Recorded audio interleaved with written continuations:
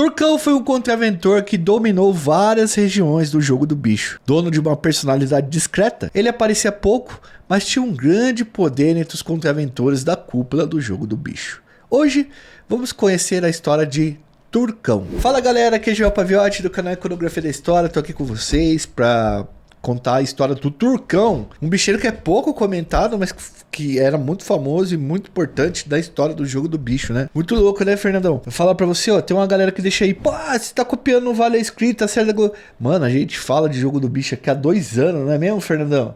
Vai lá ver nossos vídeos, ó, a gente conta a história do jogo do bicho, conta a história do Castor de Andrade, conta a história do Maninho, conta a história de um monte de gente antes mesmo até da série ser produzida. Obviamente que a série é muito boa, de grande qualidade, a gente indica pra vocês, ela sobe o nível da discussão, traz à tona a discussão sobre bicheiros e da história do jogo do bicho, mas já era um assunto que a gente trabalhava antes disso. E hoje a gente trouxe uma história que inclusive não é falada lá no Vale Escrito, que é a história do Turcão. Inclusive até depois do falecimento dele, ele continua sendo um cara muito discreto.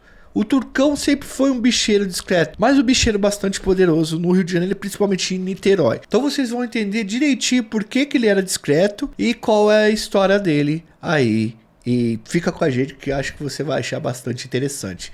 Deixa seu like, se inscreve no canal, ativa o sininho, são 3 coisas que vocês fazem e vocês ajudam muito no nosso trabalho. Edu, roda a vinheta.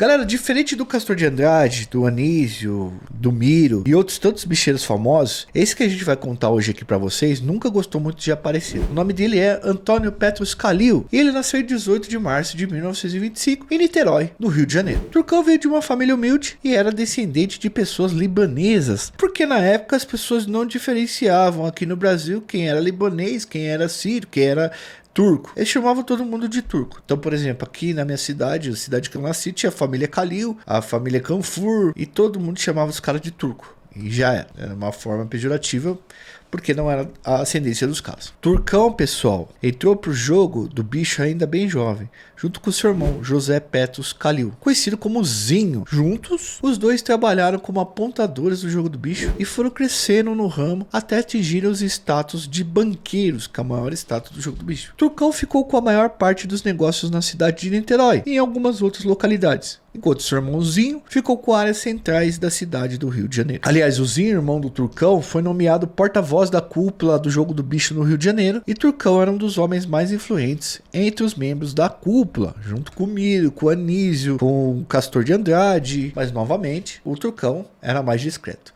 O Zinho já não, o Zinho já falava bastante, deu entrevista para antropólogos, para jornalistas, e ele tinha essa carta dos membros da cúpula para falar sobre eles. Eu já expliquei para vocês aqui em outros vídeos que a cúpula do jogo do bicho era formada por banqueiros poderosos que, enfim, coordenavam, né, organizavam o jogo no Rio de Janeiro. Turcão era um deles, sem dúvida alguma. Em determinada época, Turcão resolveu expandir o jogo do bicho para outros lugares do país.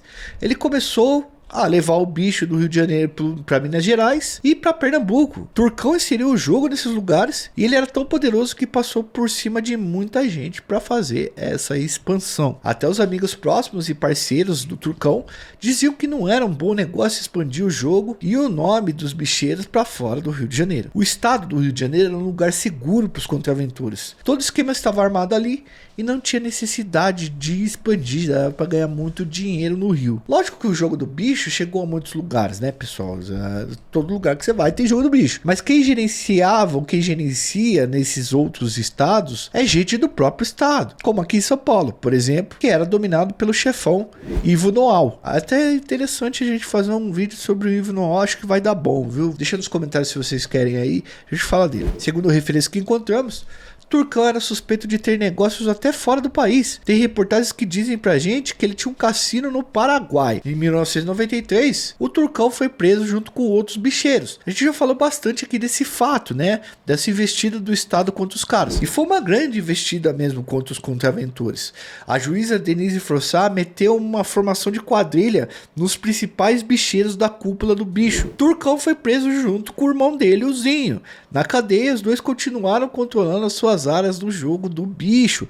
Eles tinham muito dinheiro. Boa praça os dois, né? Turcão era mais tímido, mas o irmão dele, o Zinho, acabou conquistando agentes penitenciários e outros presos do local. Os caras gastaram um bom dinheiro para manter a cadeia boa e para deixar a cadeia que eles ficaram brilhando, boazinha. Ao puxar alguns anos de cana, Turcão foi solto e voltou a tratar dos negócios na rua. Até que em abril de 1997, a perda da vida de Castor de Andrade, né? O Castor de Andrade falece e isso vai abalar o Rio de Janeiro e o jogo do bicho. Castor faleceu e Turcão e o Capitão de Guimarães acabaram ficando como os principais chefes na organização dos bicheiros. O que se sabe, galera, é que Turcão já era um aliado muito próximo de Castor de Andrade e eles tinham vários negócios juntos. Turcão, como eu já disse para vocês, era um cara muito discreto, não levantava muita suspeita. Ele não era ficcionado pro carnaval como os outros bicheiros, mas chegou a ser patrono da escola Estácio de Sá, não que ele não participasse do carnaval. Não era apegado como o Castor e o Miro, por exemplo. Mas a sua escola de coração, e a que ele ajudava bastante, era os acadêmicos do Cubango, que seu filho acabou herdando por amor, enfim. Durante os anos 80, a esposa de Turcão ficou conhecida por ter doado grande quantidade de dinheiro para a campanha contra a fome de Herbert de Souza, o Betinho. Eu não sei se vocês já ouviram falar do Betinho. O Betinho foi um grande sociólogo brasileiro, irmão do Enfio, que fez uma campanha gigantesca pelo Natal sem fome. Ele dizia que a cidadania começava pelo prato de comida. É muito famoso na história do Brasil. E a esposa do Turcão, ela fez as doações, grandes doações pro Betinho, tá? Pra campanha do Betinho. E aqui eu vou tirar um momento, um parênteses, para falar da esposa do Turcão, a professora Terezinha Calil Petros. Dona Terezinha é conhecida até hoje como uma pessoa maravilhosa e muito boa de coração. Ela era muito preocupada com o futuro das crianças. Acredita-se, galera, que o Turcão não era uma pessoa violenta exatamente pela influência da Dona Terezinha na vida dele. A Dona Terezinha chegou a ganhar a medalha Tiradentes, maior honraria do estado do Rio de Janeiro, pela quantidade de crianças que sua fundação e suas habilidades como pedagoga tiraram das ruas e do analfabetismo. Então fica aí uma fala sobre a Dona Terezinha Calil, que era uma excelente pessoa. Seja lá o que o marido dela faz, sei lá, né? Mas só quem conheceu a Dona Terezinha sabe o quanto ela era boa. Porque quando eu vi a história, eu procurei o nome dela e vi o quanto que ela era uma benfeitora, uma filantropa. Agora vamos voltar pro marido da Dona Terezinha, o Turcão de novo. Vou falar do Turcão de novo. Galera, a Polícia Federal chegou a lançar uma nota que dizia que o Turcão teria ajudado a comprar um dossiê contra candidatos do PSDB nas eleições de 2006, mas nada foi comprovado. Turcão até foi a público, coisa muito rara de acontecer, e disse que não conhecia ninguém que estava no inquérito e que não sabia como é que o nome dele foi envolvido em política, porque ele era apenas um cidadão comum. Turcão foi preso novamente em 2007, galera, durante a Operação Furacão. Ele era considerado pela polícia como um dos chefes da nova cúpula do jogo do bicho, agora sem o Castor de Andrade. Também foi acusado de mexer com maquininhas caça-níqueis. Na época, não sei se vocês lembram, a gente já falou disso, mas na época de 2004, 2006, 2007, estava ocorrendo um grande conflito armado entre os bicheiros para redefinir territórios para exploração dos jogos de azar. As maquininhas caça-níqueis entraram e ninguém respeitava mais a divisão feita antigamente.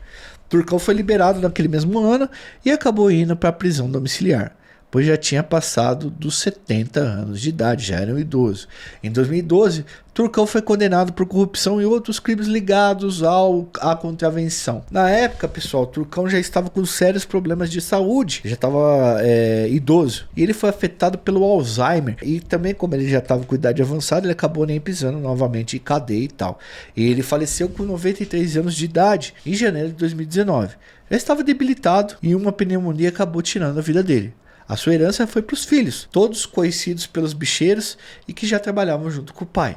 Não houve derramamento de sangue, ao que se sabe, pelo espólio e herança do Turcão, como já houve em outras famílias do bicho. Uma coisa interessante de citar é que Turcão e a esposa dele fundaram uma instituição filantrópica de caridade, e boa parte do dinheiro deles ia para ajudar essas pessoas. Era a Associação Filantrópica Esportiva Tereza e Antônio Calil, a AFETAC, que organizava lazer, patrocinava educação e fazia outros tantos projetos para pessoas pobres e carentes. E essa foi a história do Turcão. Espero que vocês tenham gostado, assistido até aqui. Se você ficou até aqui com a gente, considere ajudar a gente no Apoia-se, no Pix. No Apoia-se você tem direito a receber conteúdos exclusivos ajudando a partir de uma assinatura de R$2 por mês. Você entra, faz uma assinatura a partir de R$2, tem plano de 10, tem plano de 30, e a partir de 50 você entra no nosso grupo de estudo e tem aí conteúdos mais exclusivos e uma proximidade maior com a gente. Vocês também podem fazer um Pix porque ajuda no nosso trabalho.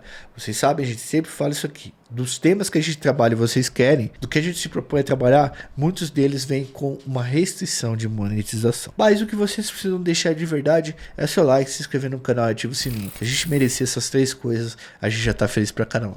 Certo, galera? Um forte abraço a todos, fui, valeu. Essa é a história de mais um bicheiro.